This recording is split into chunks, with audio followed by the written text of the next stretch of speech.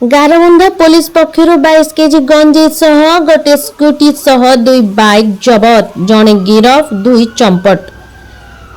गजपति जिला गोसाणी ब्लॉक गारबंधा थाना police पक्षर 22 KG गंजेई सह गोटे स्कूटी समेत 2 गोटी बाइक को जबत करा जायथिबा बेले घटना संपृक्त 3 जनक मध्यरु जड़े गिरफ होइथिबा बेले 2 जन घटनास्थल चंपट मारिथिबार जना पड़िछि।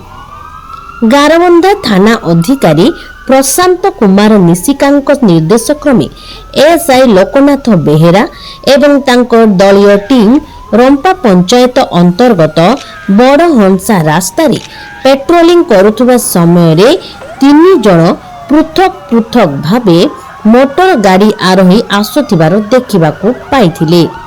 सेमानंकु जानवाहन जांच निमंते अटकाई पचरा उचरा कला बेले 3 जन निज निज मोटर साइकल एवं स्कूटी को घटनास्थल रे छाड़ी दे दौड़ीथिले।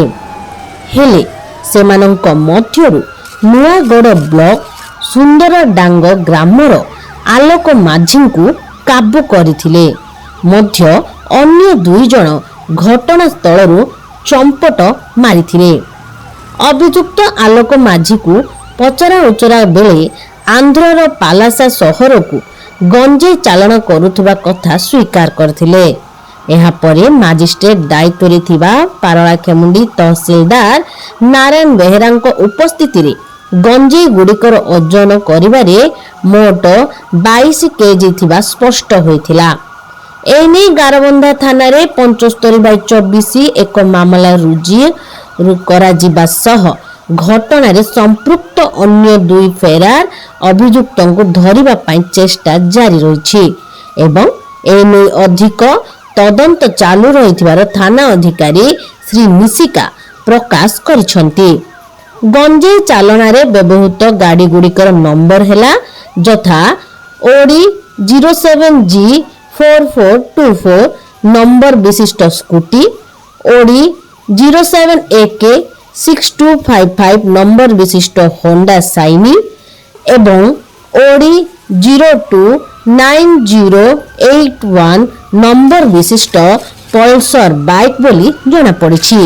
एही 3 गोटी गाड़ी को गारबंधा पुलिस जब्त करिथिबार जना पड़िछि। आज आम बड़ हंस छक मजिस्ट्रेट ड्यूटी मो थिला एथिरे पुलिस तरफ 22 केजी गंजे जबत कराई 3 गाड़ी को जबत कराई आ जड़े एक्यूज को कस्टडी को नि